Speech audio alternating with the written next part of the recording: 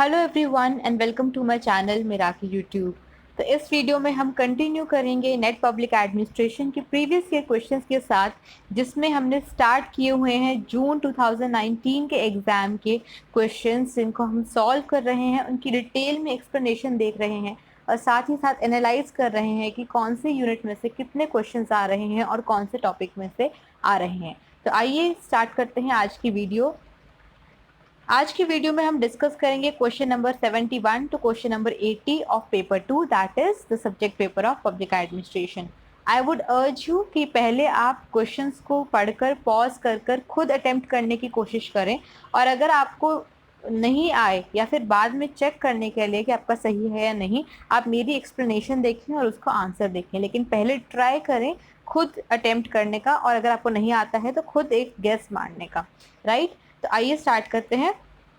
Now question number 1 for today is, which of the following theory of policy making emphasizes that political decisions and policy choices are made with greater emphasis on the larger social, economic and cultural context? तो थोड़ी सी लंबी statement है, इसको समझते हैं हम। पहली line में कह रहा है कि which of the following theory of policy making. तो सबसे पहली बात जो बात हो रही है किसकी हो रही है? पॉलिसी मेकिंग की थियोरीज की। ठीक है जी। उसके बाद बोल रहा है एम्फोसाइजेस, मतलब फोकसेस या जोर डालता है किसके ऊपर?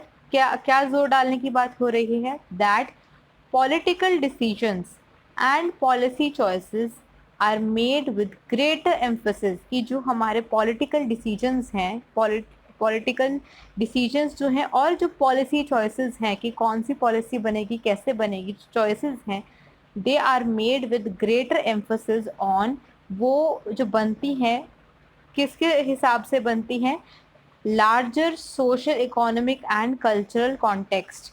तो उस टाइम पर जो भी कंटेक्स्ट का मतलब होता है सिचुएशन या फैक्टर्स, तो सोशल फैक्टर्स क्या हैं, इकोनॉमिक फैक्टर्स क्या हैं, कल्चरल फैक्टर्स क्या हैं, ये फैक्टर्स डिसाइड करेंगे कि पॉलिटिकल डिसीजंस क्या होंगे और पॉलिसी चॉइसेस क्या होंगी। ये जो बात है ये कौन सी थ्योरी आपको बोलती है? ठीक है जी। क्वेश्चन आपके ऑप्शंस क्या हैं? 1 elite theory, 2 institutional theory, 3 political system theory and 4th is rational choice theory. तो पहले आप खुद कोशिश कीजिए वीडियो पॉज करके, नहीं उसके बाद आप मेरी एक्सप्लेनेशन देखेंगे। अब देखिए जो एलीट थ्योरी है, एलीट थ्योरी क्या होती है? एलीट्स क्या होते हैं? एरिस्टोक्रेट्स, जो नोबल क्लास होती है, हाई क्लास होती है। ठीक है, तो जो एलीट थ्योरी है वो बोलती है कि जो पब्लिक पॉलिसी है वो इस तरीके से बनाई जाती है कि वो एलीट्स को फेवर करे। तो यहाँ पर कोई एलीट्स को फेवर करने की बात नहीं हो रही है, तो this statement is, this option is not correct. Coming to the second option, institutional theory. Institutional theory क्या होती है? इंस्टीट्यूशनल थियोरी आपकी बोलती है कि जो आपकी पॉलिसीज़ हैं वो कहाँ बनती है? इंस्टीट्यूशंस में। कौन से इंस्टीट्यूशंस में? पब्लिक इंस्टीट्यूशंस में, गवर्नमेंट इंस्टीट्यूशंस में। और क्योंकि वो गवर्नमेंट इंस्टीट्यूशंस में बनती है तो हर कोई उनके अंडर आता है, तो ये जो आपकी जो पॉलिसीज़ होती हैं ये यूनिवर्सलिस्टिक इन नेचर होती हैं। ठीक है, तो ये ऐसी भी कोई बात यहाँ पे नहीं हो रही है, तो ये आपकी इंस्टीट्यूशनल थियोरी भी इसका आंसर नहीं आएगा। Now next comes political system theory. What is political system theory?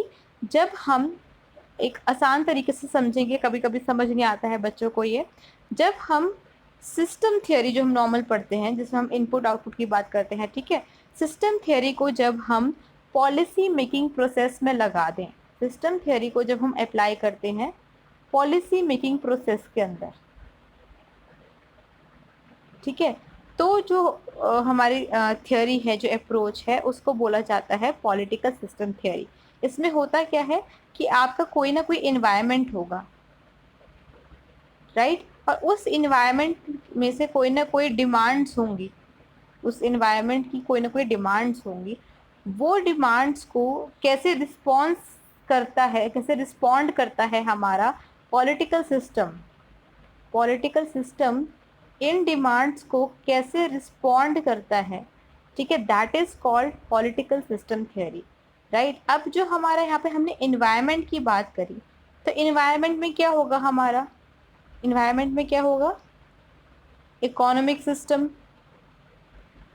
Social system,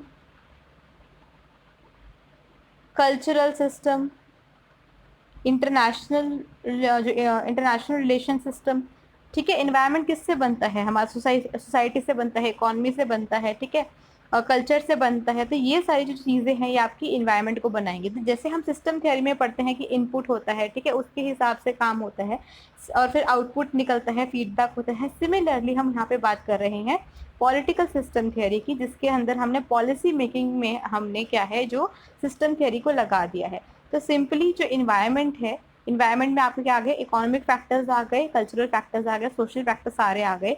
उनकी जो डिमांड है उस डिमांड के हिसाब से जो आपकी पॉलिटिकल डिसीजंस लिए जाएंगे, जो आपकी पॉलिसी चॉइसेस ली जाएंगी, मतलब कि पॉलिटिकल सिस्टम कैसे रिस्पॉन्ड करेगा, ये हो गई आपकी पॉलिटिकल सिस्टम थ्योरी। और यही आपसे क्वेश्चन में जो था वो पूछा गया था। तो आपका आंसर क्या हो जाएगा, ऑप्शन नंबर 3, राइट। और फोर्थ आपका जो ऑप्शन था वो क्या था, rational choice theory. Rational choice theory कौन सी होती है, जो नेट वैल्यू अचीवमेंट की बात करती है, मैक्सिमम वैल्यू अचीवमेंट की जो है वो यहाँ पे थ्योरी जो बात करती है वो होती है रैशनल चॉइस थ्योरी, ठीक है। तो आपका यहाँ पे आंसर हो जाएगा ऑप्शन नंबर 3। स्टिल अगर आप इन थ्योरीज को डिटेल में समझना चाहते हैं तो मेरी इस पे वीडियो बनी हुई है, आप प्लेलिस्ट में जाकर पब्लिक पॉलिसी की जो 3 वीडियोज हैं उनमें से ये मॉडल्स को अच्छे से समझ सकते हैं, राइट। उसमें शायद मैंने सिस्टम और पॉलिटिकल सिस्टम थ्योरी नहीं करवाया है, वो मैंने आपको अच्छे से समझा दिया है कि क्या होती है। तो ऑप्शन नंबर 3 आपका करेक्ट हो गया है। क्वेश्चन कहाँ से है, यूनिट 8 पब्लिक पॉलिसी, टॉपिक क्या है, models of policy making. Now next question 72, which of the following theory of policy making assumes that power is pluralistic rather than concentrated in only a few elites। अब फिर से question को समझेंगे। Theory of policy making की बात हो रही है अगेन, ठीक है, थ्योरी ऑफ पॉलिसी मेकिंग की बात हो रही है। कौन सी थ्योरी जो है पॉलिसी मेकिंग की एज्यूम करती है कि जो पावर है वो प्लूरलिस्टिक है, मतलब किसी एक के हाथ में नहीं है, कई लोगों के हाथ में है। प्लूरलिस्टिक, प्लूरल से वर्ड बना है, rather than concentrated in only a few elites. तो कुछ हाई क्लास लोगों के पास कंसंट्रेटेड नहीं है पावर, बल्कि प्लूरलिस्टिक है, काफ़ी लोगों के बीच में जो है वो पावर बटी हुई है। ऑप्शंस क्या हैं, 1 group theory, 2 institutional theory, 3 rational choice theory, 4 political system theory. तो अभी हमने ये इनमें से काफ़ी सारे जो हैं पिछले क्वेश्चन में डिस्कस किए हैं। तो क्या हमारी पॉलिटिकल सिस्टम थ्योरी होगी, नहीं होगी।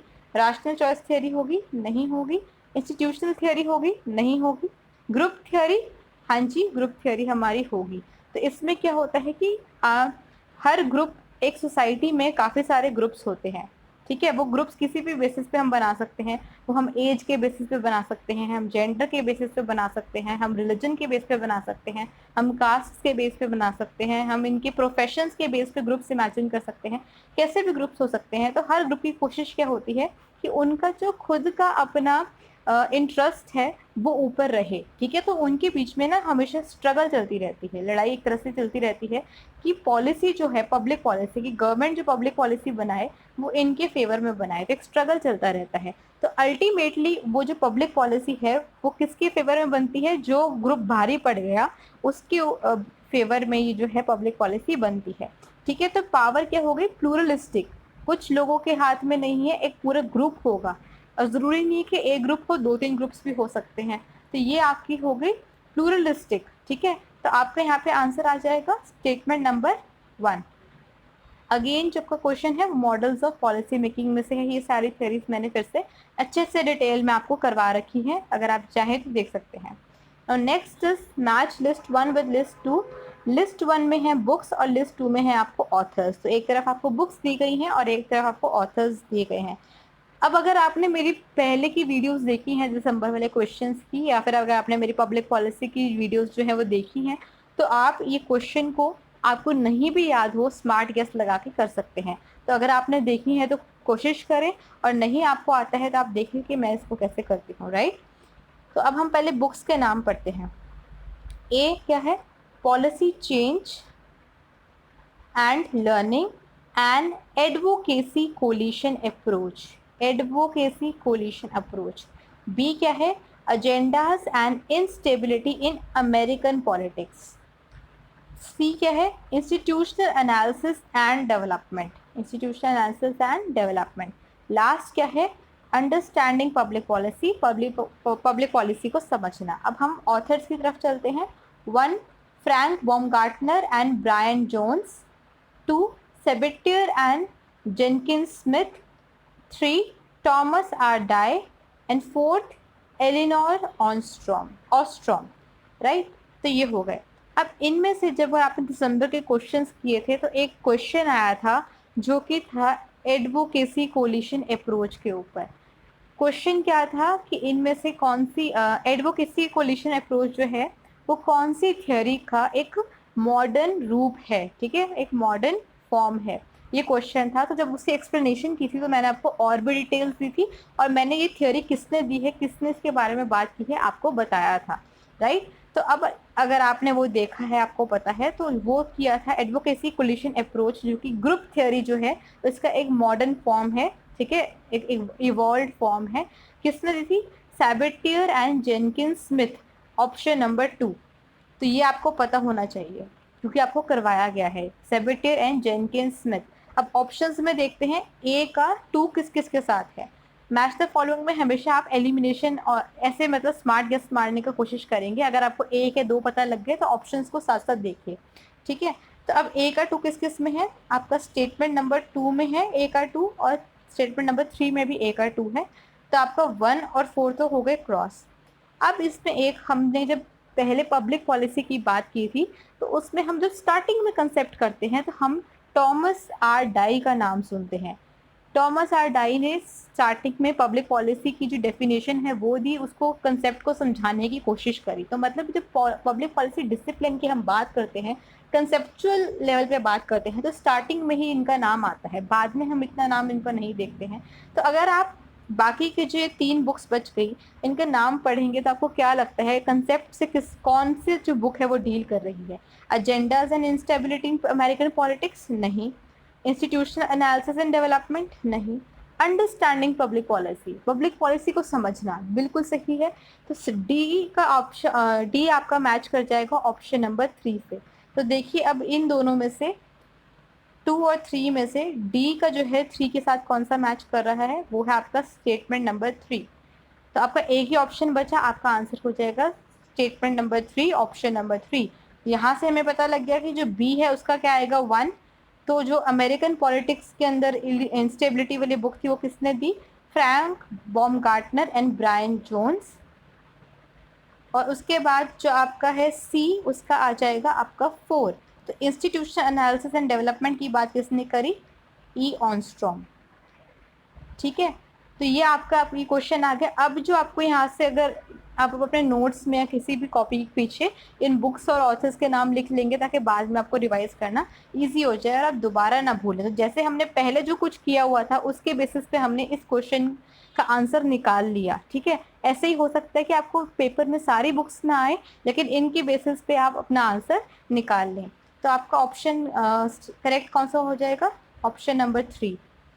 क्वेश्चन कहाँ से है? बुक्स एंड ऑथर्स से, जनरल मतलब कहीं बीच बीच में से बुक्स एंड ऑथर्स उठा रखे हैं पब्लिक पॉलिसी के फील्ड से। Question number 74 again is match the following. तो आपको मैच करनी है लिस्ट 1 विद लिस्ट 2। लिस्ट 1 में आपको क्या दिया हुआ है? टाइप्स ऑफ पॉलिसीज, पॉलिसीज के टाइप्स हैं, और लिस्ट 2 में आपको एग्जाम्पल्स दिए हुए हैं, आपको मैच करना है। सिमिलर, बहुत सेम ऐसा क्वेश्चन, एग्जाम्पल्स का थोड़ा बहुत फर्क था, मैंने आपको करवाया है दिसंबर 2019 के पेपर में भी, ठीक है। तो अगर आपको टाइप्स ऑफ पॉलिसीज एक बार समझ आ गई हैं तो आप ये इजीली सॉल्व कर सकते हैं। अब ऑप्शंस देखते हैं। लिस्ट 1 में आपको दिया हुआ है distributive, B regulatory, C redistributive and D क्या है? प्रोसीजरल। इधर देखते हैं आपको लिस्ट 2 में क्या दिया हुआ है। 1 issuing professional licence to members of a particular profession, 2 welfare of scheduled caste and scheduled tribes, 3 conduct of business rules and 4th is farm subsidies. तो देखिए ऐसे तो पब्लिक पॉलिसी की बहुत सारे टाइप्स हैं, ठीक है, ये भी मैंने आपको वीडियो 1 में करवा रखा है। लेकिन जो मेन है वो 3 तरीके की पब्लिक पॉलिसी की क्लासिफिकेशन हम करते हैं। थियोडोर लोई थे, ये मैंने पहले काफ़ी बार कराया है जब भी क्वेश्चन आया था और वीडियो के अंदर। थियोडोर लोई, इन्होंने क्लासिफिकेशन करी पॉलिसी की, पब्लिक पॉलिसी की 3 तरीके से, 3 टाइप्स में। फर्स्ट क्या थी? डिस्ट्रीब्यूटिव। इसमें क्या होता है, जब आप कोई रिसोर्सेज जो हैं उनको डिस्ट्रीब्यूट करते हैं, डिस्ट्रीब्यूटिव का ही दूसरा नाम है पैट्रनेज। पैट्रनेज का मतलब करना क्या होता है, पैट्रन करना, सपोर्ट करना। तो किसी को सपोर्ट करने के लिए अगर आप कुछ डिस्ट्रीब्यूट कर रहे हैं, वो कुछ भी हो सकता है, किसी भी तरीके के रिसोर्स होते हैं, तो वो आपकी डिस्ट्रीब्यूटिव पॉलिसी हो जाएगी। सेकेंड क्या है, रीडिस्ट्रीब्यूटिव।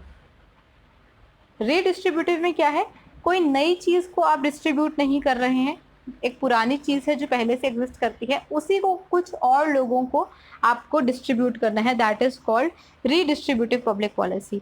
नेक्स्ट कौन सी है, रेगुलेटरी।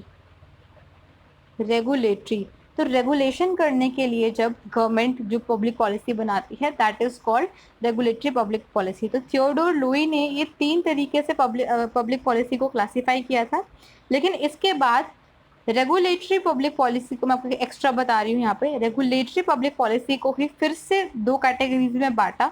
कौन कौन सी,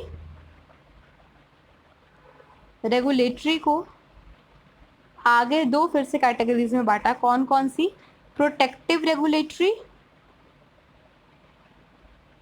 और सेकंड थी कम्पिटिटिव रेगुलेटरी।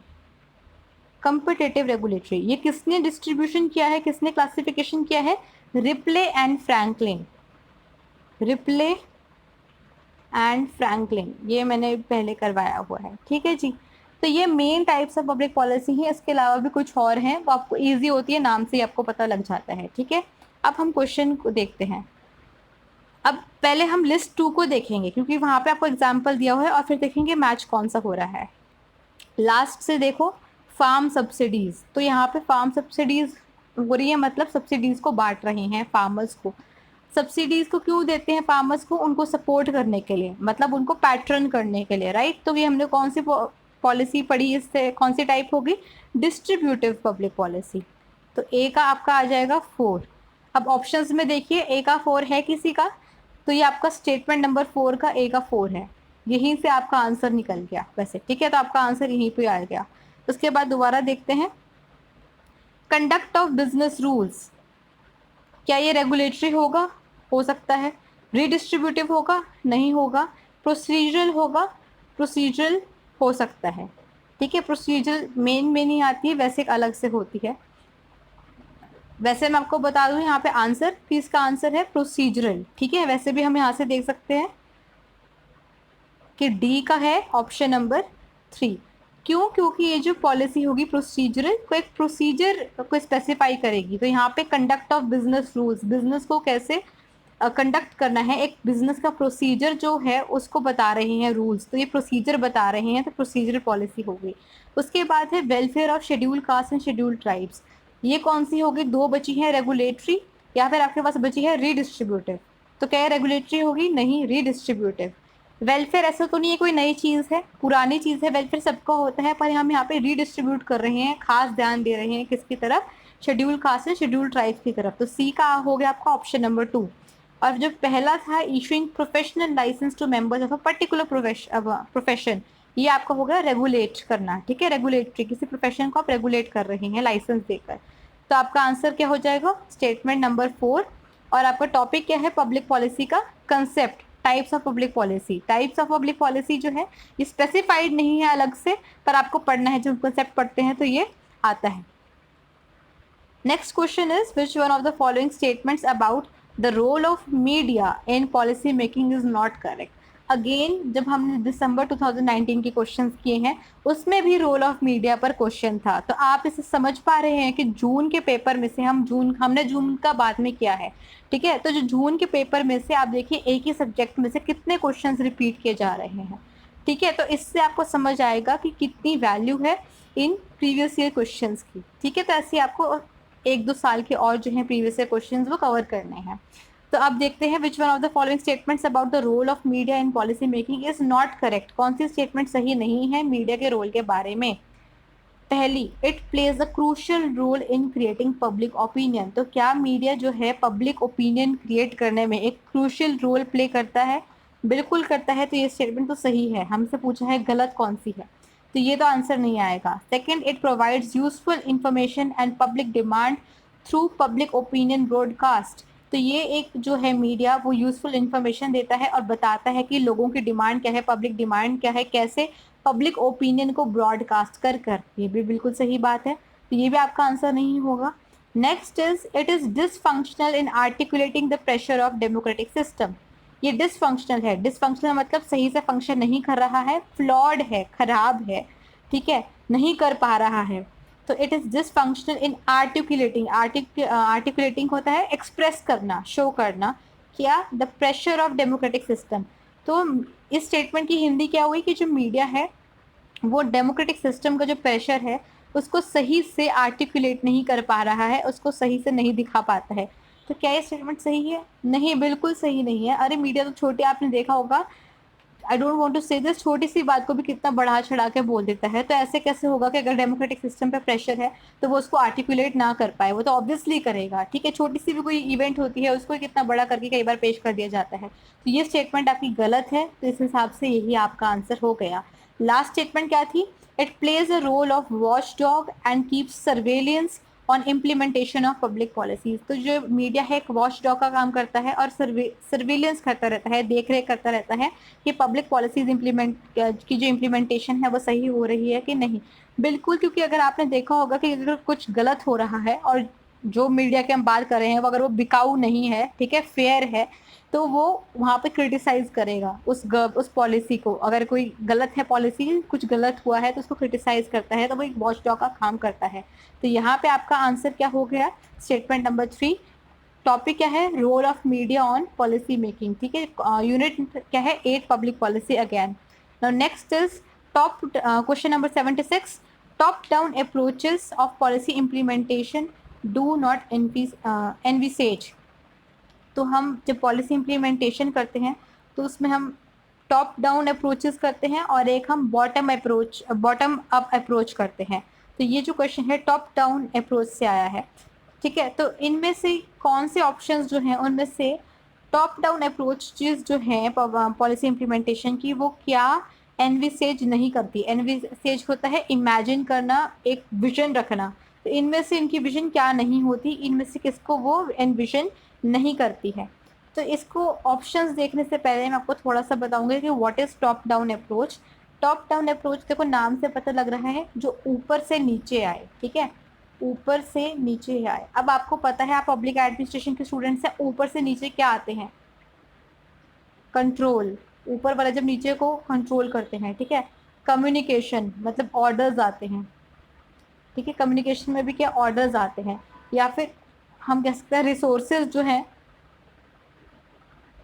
खासकर फाइनेंशियल रिसोर्सेज, वो ऊपर से नीचे आते हैं, ठीक है। तो जो टॉप डाउन अप्रोचेस है वो बात करती है कि ऊपर वाले लेवल के ऑफिशियल्स की, मतलब policy implementation from the point of view of the top officers और द पॉलिटिशियंस। ऊपर से नीचे सबसे ऊपर कौन होंगे? पॉलिटिशियंस होंगे या जो मेन ऑफिसर्स हैं वो होंगे। तो उनके पॉइंट ऑफ व्यू से जब हम देख रहे हैं पॉलिसी इम्प्लीमेंटेशन को, तो इसमें क्या होगा? ये एग्जामिन करती है, ये देखती है कि किस किस हद तक, कितने एक्सटेंट तक जो नीचे वाले एडमिनिस्ट्रेटर्स हैं, जो नीचे वाले लेवल पे एडमिनिस्ट्रेटर्स लाई कर रहे हैं, वो टॉप लेवल का जो है उनके डिसीजंस कैरी आउट कर पा रहे हैं। मतलब कि जो फोकस होता है वो आपका टॉप लेवल पे होता है कि वही मेन करता धरता है, और नीचे वाले के जो लोग हैं वो इनके डिसीजंस कितने फॉलो कर पा रहे हैं, ये आपकी जो है टॉप डाउन अप्रोचेस वो करती हैं। इनका जो फोकस है जो है वो किस पे रहता है? फॉर्मल रिलेशंस पे रहता है। अलग अलग एक्टर्स के फॉर्मल रिलेशंस। एक्टर्स यहाँ पे कौन है? पॉलिटिशियंस हो गए, उसके बाद अलग अलग लेवल पे हायरार्की में ऑफिसर्स हो गए, उनके बीच में फॉर्मल रिलेशंस पे जो है आपका इनका फोकस रहता है। तो ये क्या हो गया? टॉप डाउन अप्रोच, जो ऊपर से नीचे आ रही है पॉलिसी, किसकी है? पॉलिसी इम्प्लीमेंटेशन की, राइट। अब हम देखते हैं स्टेटमेंट्स को। तो फर्स्ट ऑप्शन क्या है? The clarity and consistency of policy objectives. अब देखिए ऊपर से नीचे आ रहा है ऑर्डर, तो अगर उनका जो ऑब्जेक्टिव है पॉलिसी का क्लियर नहीं होगा तो क्या पॉलिसी इंप्लीमेंट हो पाएगी? नहीं। तो इसका मतलब पॉलिसी ऑब्जेक्टिव क्लियर होना चाहिए, कंसिस्टेंट होना चाहिए। तो ये आपकी जो बात है सही हो गई, लेकिन हमसे पूछा था नॉट करेक्ट, तो ये आपका आंसर नहीं है। सेकेंड क्या है? The existence of a single statute और ऑथोरिटेटिव स्टेटमेंट ऑफ पॉलिसी। जो भी पॉलिसी है उसका एक सिंगल लॉ हो या फिर ऑथोरिटेटिव स्टेटमेंट हो। अगर बहुत सारे लॉज होंगे सेम पॉलिसी से डील करते हुए तो कन्फ्यूजन होगी, उसकी इम्प्लीमेंटेशन सही से नहीं होगी। तो ये भी सूट कर रहा है हमारे जो टॉप डाउन अप्रोच है, उसकी जो थिंकिंग है, फिलॉसफी है, उसको सूट कर रहा है, तो ये स्टेटमेंट भी सही है, तो आपका आंसर ये नहीं होगा। नेक्स्ट है the bundling of policy tools. Policy tool मतलब पॉलिसी टेक्निक्स अलग अलग, उसकी बंडलिंग, उसको इकट्ठा करना एक तरीके से, तो ये कहीं हम इसमें नहीं पढ़ते हैं टॉप डाउन अप्रोचेस में। फिर भी हम एक बार लास्ट ऑप्शन देखते हैं। लास्ट ऑप्शन क्या है? The existence of an implementation chain of various stages of policy process. एक इम्प्लीमेंटेशन चेन है, ये बात बिल्कुल सही है, क्योंकि हमने अभी देखा कि जो टॉप डाउन अप्रोचेस हैं वो क्या देखती हैं कि किस हद तक जो नीचे के एडमिनिस्ट्रेटर्स हैं वो डिसीजंस कैरी आउट कर पा रहे हैं टॉप ऑफिशियल्स के, ठीक है। तो अगर नीचे की है इसका मतलब कोई चेन है, तो ये स्टेटमेंट भी आपको सही है। तो कौन सी सही नहीं हुई? Option number 3। तो आपका आंसर क्या हो जाएगा? Statement number 3। क्वेश्चन कहाँ से है? यूनिट 8 का topic policy implementation. Now next question 77 is who is the key proponent of the bottom up approaches of policy implementation. कि जब हम बॉटम अप्रोचेज करते हैं, बॉटम अप अप्रोचेज करते हैं किसकी? पॉलिसी इम्प्लीमेंटेशन की, तो उसका की प्रोपोनेंट, जो मेन जिसने बनाया, फाउंडर कह सकते हैं, देने वाला, वो कौन है? तो अब जैसे मैंने आपको टॉप डाउन बताया, मैं आपको यहाँ पे बॉटम अप अप्रोचेज भी बता देती हूँ, बिल्कुल इसका उल्टा है, नीचे से ऊपर जो जाएंगी। इसमें क्या होता है कि ये बोलते हैं कि किसी भी पॉलिसी की जो इम्प्लीमेंटेशन है वो सक्सेस होगी या फेलियर होगी, कामयाब रहेगी या नहीं रहेगी, वो किस पे डिपेंड करता है? वो उन लोगों पे डिपेंड करता है जो डायरेक्टली टच में है, पब्लिक के साथ, लोगों के साथ, ग्राउंड लेवल पे जो लोग हैं इनके साथ जो डायरेक्ट टच में है लोग, ऑफिसर्स आपके, ठीक है, उन पे डिपेंड करेगा, उनके डिटर्मिनेशन, उनके स्किल्स पे डिपेंड करेगा कि पब्लिक पॉलिसी जो है उसकी इम्प्लीमेंटेशन कैसी होगी। तो मेन फोकस किस पे है? नीचे वाले लेवल के ऑफिसर्स। अगर पूरी कोई हायरार्की है और अगर पब्लिक डीलिंग इस लेवल के लोग करते हैं तो इनके ऊपर जो है फोकस है, ठीक है। तो ये है क्या? बॉटम अप अप्रोच, तो नीचे से ऊपर, ठीक है जी। तो यहाँ पे अब ये जो लोग हैं जो पब्लिक के डायरेक्ट कांटेक्ट में है, इनको क्या कहा गया है? इनको कहा गया है street level bureaucrats. Street level bureaucrats. आपको यहाँ पर ब्यूरोक्रेट्स का मतलब ज़रूरी नहीं है कि सिविल सर्वेंट्स हो। ब्यूरोक्रेट्स को सोचते ही सिविल सर्वेंट्स की आपको इमेज नहीं जानी चाहिए, क्योंकि मैंने आपको मैथ्स पेपर पढ़ाया है, उसमें हमने ब्यूरोक्रेसी की डेफिनेशन करी है कि कोई भी अगर स्किल्ड है, प्रोफेशनल सिस्टम में है, हायरार्की फॉलो कर रहा है, फिक्स रूल्स हैं, तो वो ब्यूरोक्रेट होगा, ठीक है। तो ब्यूरोक्रेट सिविल सर्वेंट भी हो सकता है, उसके अलावा भी कोई गवर्नमेंट ऑफिशियल हो सकता है। तो जो डायरेक्ट कंटैक्ट में है लोगों के साथ, वो क्या, उनको क्या कहा जाता है?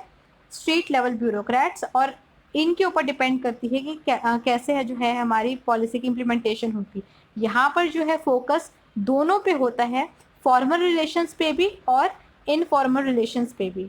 इनफॉर्मल रिलेशंस पे कैसे? कि ये जो ऑफिसर्स हैं इनका लोगों से जो रिलेशन होगा वो इनफॉर्मल होगा, और इनका अपने सीनियर्स से जो रिलेशन है वो फॉर्मल होगा। तो दोनों पे डिपेंड करता है सक्सेस। अब ऑप्शन क्या है? 1 Carl Von Horn, 2 Richard L More, 3 Donald Von Meter and 4th is Paul Sabatier. इसका आंसर है option number 2 Richard L More. Approach क्या है मैंने आपको बता दिया है। Again question is from policy implementation. Now question number 78। Question क्या बोलते हैं? Quantitative measurement in policy evaluation process focuses on. पहली बात, फोकस किसकी हो रही है? पॉलिसी इवैल्यूएशन, ठीक है। पॉलिसी को इवैल्यूएट करने का जो प्रोसेस है उसमें हम मेजरमेंट कर रहे हैं, कौन सी? क्वांटिटेटिव। क्वांटिटेटिव, तो जो क्वांटिटेटिव मेजरमेंट होगी उसका ध्यान, उसका फोकस, उसका एम्फोसिस किस पे होगा? A, outcomes in terms of intentions made in policy statement. जो भी पॉलिसी स्टेटमेंट थी उसमें जो हमें आउटकम्स लेके आनी थी, ठीक है, वो पूरी हो पाई है कि नहीं? इच्छाएं, कि हम इतना, जो इच्छा थी हमारे आउटकम लाने की, वो पूरी हो पाई है कि नहीं, उसको मेजर करने में। Second, value of the outcome of the policy, की जो पॉलिसी है, आउटकम है, जो पॉलिसी का जो आउटकम है उसकी वैल्यू क्या है। सी, एक्सटेंट, किस हद तक, to which the implementing agency has done its job in accordance with the policy directives। जो policy directives थे उसकी जो काम है उससे पॉलिसी डायरेक्टिव्स के अकॉर्डिंग किस हद तक इम्प्लीमेंटिंग एजेंसी अपना काम कर पाई है, जितना उसको काम अलॉटेड था, जितना उसको करना था, क्या उतना वो कर पाई है। डी क्या है? The adherence of policy implementation process according to plan, कि जो पॉलिसी इम्प्लीमेंटेशन का प्रोसेस है, जो उसके लिए प्लान बनाया गया था कि इम्प्लीमेंटेशन ऐसे ऐसे होगी, क्या उस प्रोसेस ने उस प्लान को एडहेयर किया, उसको माना, उसको फॉलो किया, मतलब आप बिल्कुल प्लान के हिसाब से चले कि नहीं चले। तो हमें बताना है कि क्वांटिटेटिव मेजरमेंट जो है इनमें से किस किस चीज़ पे फोकस करेगी। देखो आंसर बहुत इजी है, अगर आप कंफ्यूज हो रहे हो तो एक बार पॉज करके दोबारा खुद पढ़ लो, ठीक है। क्वेश्चन में आंसर छुपा हुआ है। अब देखिए आंसर मैं आपको बता रही हूँ, क्वांटिटेटिव मेजरमेंट की बात हो रही है। अब ऑप्शन दोबारा देखो, outcome in terms of intentions made in policy statement, ठीक है। तो आउटकम को हम यहाँ देख रहे हैं कि इंटेंशन, अच्छा इतने लोगों को देना था, हुआ कि नहीं हुआ, हमारी इंटेंशन थी कि हम 100 लोगों को रोजगार देंगे, हुआ कि नहीं हुआ, ठीक है। तो उस आउटकम निकली कि नहीं निकली, तो क्या ये क्वांटिटेटिवली मेजर हो सकता है, हो सकता है, ठीक है। तो ये होगा आपका आंसर, ए आएगा। सेकेंड है the value of the outcome of the policy. अब यहाँ पे वैल्यू आ गई है, वैल्यू आपको, वैल्यू एक क्वालिटेटिव एस्पेक्ट है ना कि क्वांटिटेटिव एस्पेक्ट, ठीक है। कि उस आउटकम की 100 लोग तो हमने बोल दिया उनको रोजगार देना था, पर उन 100 लोगों की वैल्यू क्या है, क्या उनकी लाइफ में क्वालिटी, उस रोजगार क्या से उनकी लाइफ में कोई क्वालिटेटिव चेंज आया है, ठीक है। तो वो यहाँ पे नहीं होगा क्योंकि हम क्वांटिटेटिव मेजरमेंट की बात कर रहे हैं, तो आपका ऑप्शन नंबर बी है जो वो नहीं आएगा। तो जिस जिस स्टेटमेंट में, जिस ऑप्शन में बी हो उसको आप क्रॉस कर दीजिए। तो कौन सा बचा, A C and D, option number 3, ठीक है। अब नेक्स्ट देखोगे, extent to which implementing agency has done its job in according with policy directives, ये भी आप मेजर कर सकते हैं। और लास्ट जो है वो भी आप मेजर कर सकते हैं। तो आपका आंसर क्या हो जाएगा, ऑप्शन नंबर 3। टॉपिक क्या है, policy evaluation, 8 unit public policy. Now who developed the theory on street level bureaucrat. अभी हमने बात की थी कंसेप्ट क्या है स्ट्रीट लेवल ब्यूरोक्रेट का, मैंने आपको अच्छे से समझा दिया है। किसने थ्योरी दी है, किसने कंसेप्ट दिया है, बस ये बताना है। 1 Michael Lipsky, 2 David Easton, 3 H D Lasswell, 4 Jeffrey Pressman and A Wildavsky. तो इसका आंसर मैं आपको बता रही हूँ, 1 माइकल लिप्स्की। माइकल लिप्स्की जो थे उन्होंने स्ट्रीट लेवल ब्यूरोक्रेट का जो है वो कंसेप्ट जो है वो थ्योरी जो है वो दी थी। कौन थे स्ट्रीट लेवल ब्यूरोक्रेट, जो ग्राउंड लेवल पे काम करते हैं, जो फ्रंट लाइन के ऑफिसर्स जो हम कह सकते हैं, जो पब्लिक से डायरेक्ट डीलिंग करते हैं, वो कौन है, स्ट्रीट लेवल ब्यूरोक्रेट्स, राइट। तो ऑप्शन नंबर 1 आपको सही हो गया। Topic is policy implementation. Policy implementation में कहाँ आती है टर्म, जब हम बॉटम अप अप्रोच करते हैं उसके अंदर आपको टर्म मिलेगी। Now last question for today is, before I continue with the question, you know what you have to do. अगर आप अभी तक देख रहे हैं that means you are finding this video helpful, then please make sure कि आप इस वीडियो को अभी लाइक करें। और आपको वीडियो कैसी लगती है आप मुझे फीडबैक देते रहिए, अच्छा लगता है कमेंट्स पढ़कर, कुछ स्टूडेंट्स के नाम भी याद हो जाते हैं, राइट। और भी कुछ आपने कहना हो तो आप कह सकते हैं। कोई कंटेंट रिलेटेड अगर आपका डाउट हो तो आप मुझे या तो कमेंट सेक्शन में पूछ सकते हैं या फिर आप मेरे फेसबुक पेज पे जाकर मुझे मैसेज कर सकते हैं, राइट। तो अब क्वेश्चन पे आते हैं। Question number 80, which of the following is incorrect statement about the rational choice theory. देखो मेजॉरिटी ऑफ द क्वेश्चंस कहाँ से आ रहे हैं, मॉडल्स ऑफ पॉलिसी मेकिंग, वहीं से क्वेश्चन है। देखते हैं क्या बोल रहा है। रैशनल चॉइस थ्योरी क्या है, पहले मैं आपको एक बार रिवाइज करवा देती हूँ। मेन रैशनल चॉइस थ्योरी वो है जो आंसर पता लग जाएगा ऐसे। तो देखो रैशनल चॉइस थ्योरी क्या है, जो नेट वैल्यू अचीवमेंट देखता है। इसका मतलब क्या है, अगर हमने कोई भी पॉलिसी बनानी है, ठीक है, तो उसमें हमारी कुछ ना कुछ चीज़ें लगेंगी, हमारी कुछ ना कुछ इनपुट कॉस्ट होगी, वो कैश में भी हो सकता है, वो काइंड में हो सकता है, ठीक है। हो सकता है हम कुछ कॉम्प्रोमाइज़ कर रहे हों, तो हमारी कोई ना कोई इनपुट लगेगी और उस पॉलिसी की कोई ना कोई आउटपुट आएगी। तो जो हमारी नेट आउटपुट है वो ज़्यादा होनी चाहिए इनपुट से, तभी रैशनैलिटी की बात आएगी ना। लॉजिकल तो यही है, ज़्यादा खर्चा कर कर अगर हमें आउटपुट कम मिल रही है फिर तो कोई रैशनैलिटी नहीं रही। तो बेसिकली जो हमारा रैशनल चॉइस थ्योरी का क्रक्स है वो ये है, ठीक है। अब 1 क्या है, it draws heavily from economics. तो ये जो रैशनल मैन का कंसेप्ट है ये इकोनॉमिक्स से लिया गया है, जो हम इसमें फॉलो करते हैं, तो ये स्टेटमेंट आपकी सही है। सेकेंड क्या है, it often uses mathematical modelling. Mathematical models को यूज़ करता है, बिल्कुल सही है, क्यों, क्योंकि कैलकुलेट करना पड़ेगा ना, वैल्यू की बात होगी, नेट वैल्यू कितनी इनपुट लगी कितनी आउटपुट लगी, तो ये स्टेटमेंट आपकी सही है। थर्ड स्टेटमेंट क्या है, it assumes that individuals are rational actors in decision making. इस थियोरी का मानना है कि जो इंडिविजुअल्स हैं, जो लोग हैं, वो रैशनल होते हैं, ठीक है, वो रैशनल एक्टर्स होते हैं, जो भी डिसीजन लेते हैं वो रैशनैलिटी के साथ लेते हैं। तो ये स्टेटमेंट भी आपकी सही है। बचेगी कौन सी last statement, the rational actors seek to maximize attainment of public interest. जो रैशनल एक्टर्स हैं, जो लोग हैं, इंडिविजुअल्स हैं, उनकी कोशिश क्या रहती है कि वो पब्लिक इंटरेस्ट को मैक्सिमाइज कर सके। अरे नहीं भाई, पब्लिक का इंटरेस्ट को मैक्सिमाइज करेगा, उनकी कोशिश रहती है कि वो पर्सनल इंटरेस्ट को मैक्सिमाइज कर सकें, खुद के इंटरेस्ट को मैक्सिमाइज कर सके। तो ये स्टेटमेंट आपकी गलत हो जाएगी, ठीक है। तो आपका आंसर क्या हो जाएगा, स्टेटमेंट नंबर 4। तो यहाँ पे आपका जो क्वेश्चन था वो कहाँ से था, मॉडल्स ऑफ पॉलिसी मेकिंग। तो ये थे आज के 10 क्वेश्चन।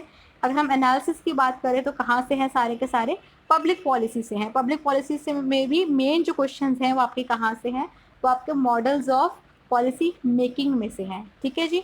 तो दैट्स इट फॉर टुडे, इतना ही था आज। Thank you so much for watching. अगर वीडियो आपको अच्छी लगी है तो प्लीज़ लाइक करें, और जल्द ही मिलेंगे नेक्स्ट 10 क्वेश्चंस के साथ। तब तक के लिए stay tune and have a very nice day.